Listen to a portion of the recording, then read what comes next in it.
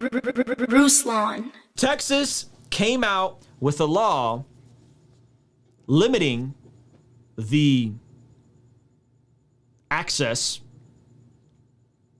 to not have humans inside of other humans' bodies past 6 weeks. I'm speaking in code because I don't want the smoke with the tube.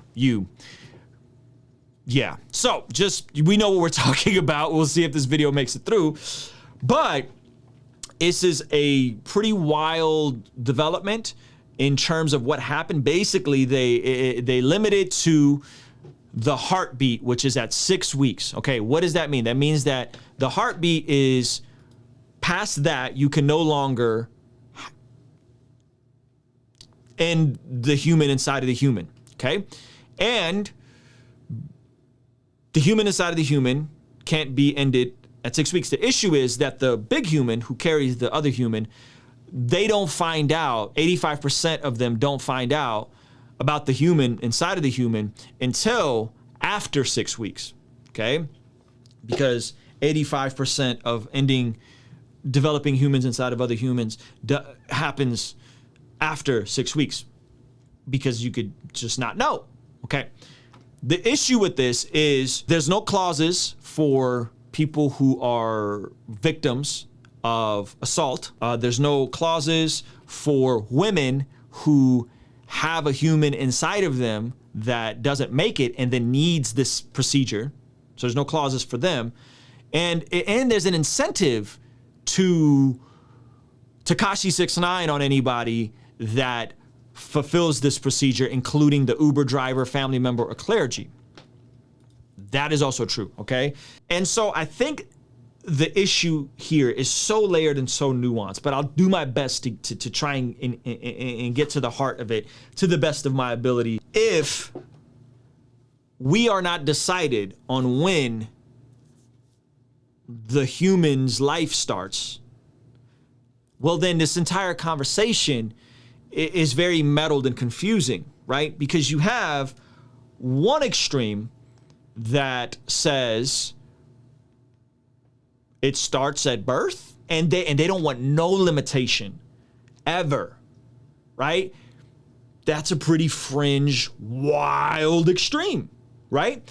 That's pretty far out there to say that there should never be a cutoff for this procedure being done. Some people will say, well, technically, biologically speaking, life begins when the sperm and egg meet. Boom, life starts. Some people would say life begins when the sperm and egg meet and then latches on to the uterary wall. Some people would say life starts when there is consciousness, when you have the ability to know that you're alive. I think I am, therefore I am, right?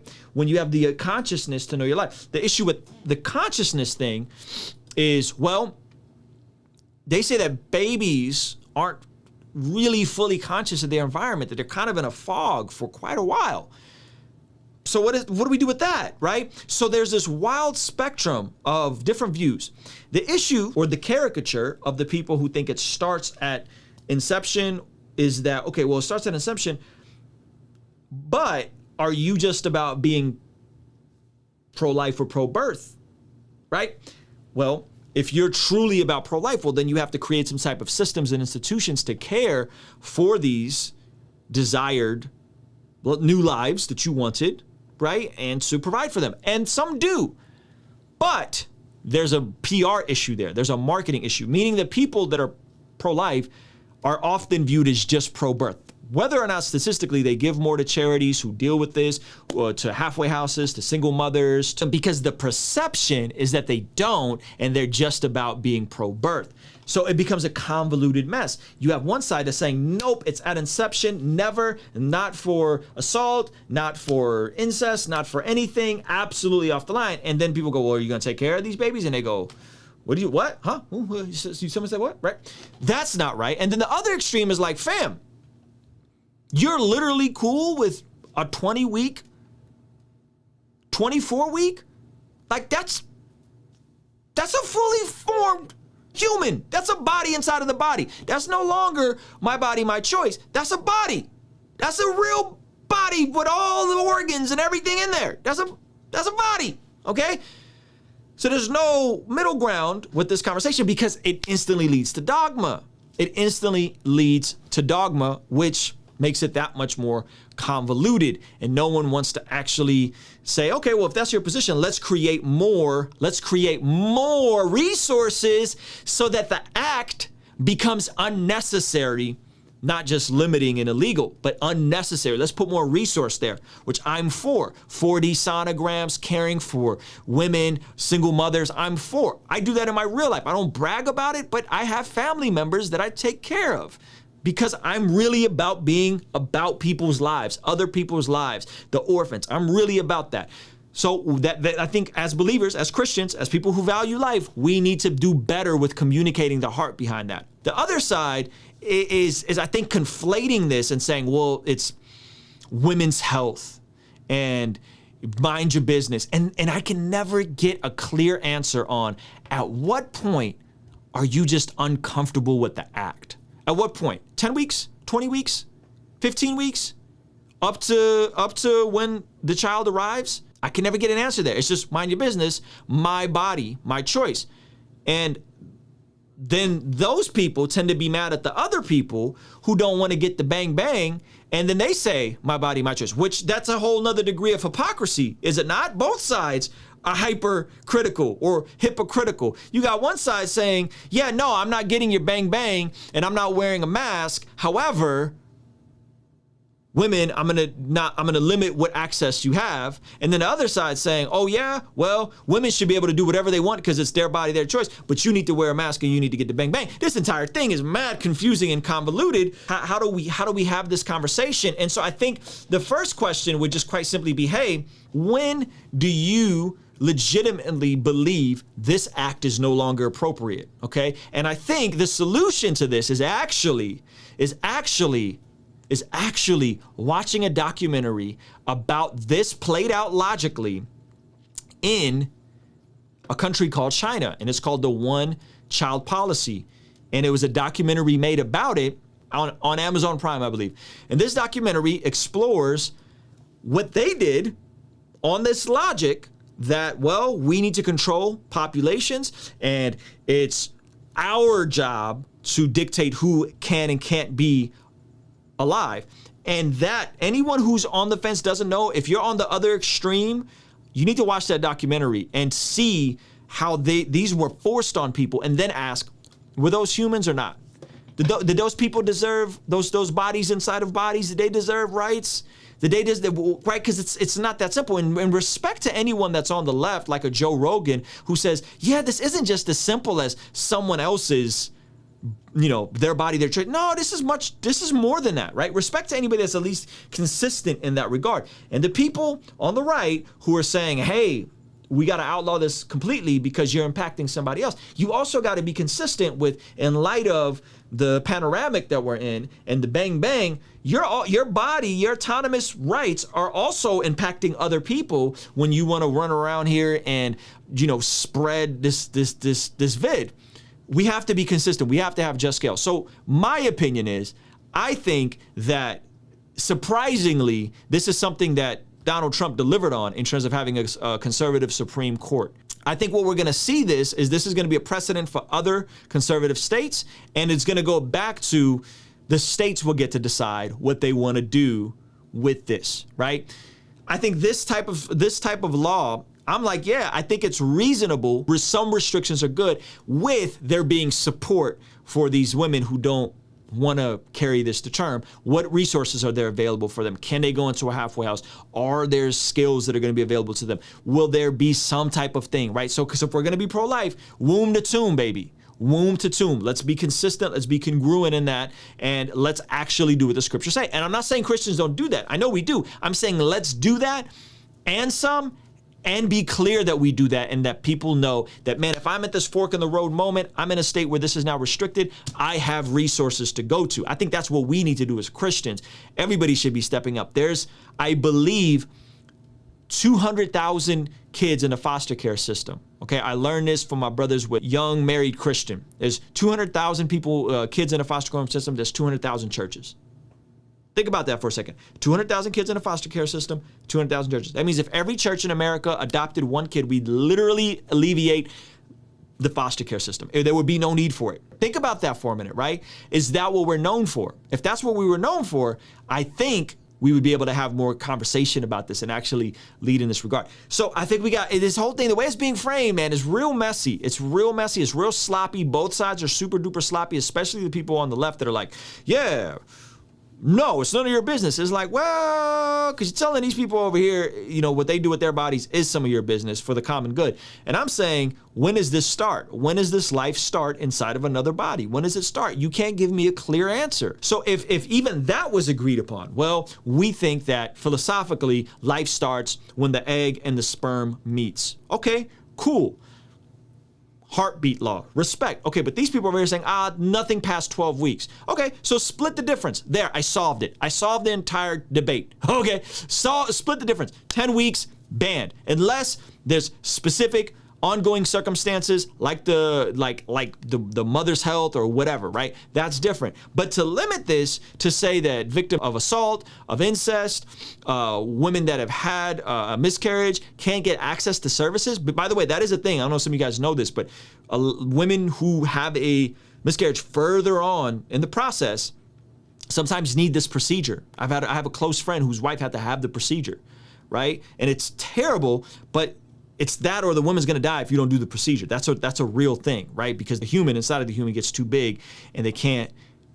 You guys understand what I'm saying? So I think that's the part where we have to have some type of common ground in some of these conversations. We have to deal with this foster care system. That's a real thing. We also have to say, hey, stop capping. That's not just your body.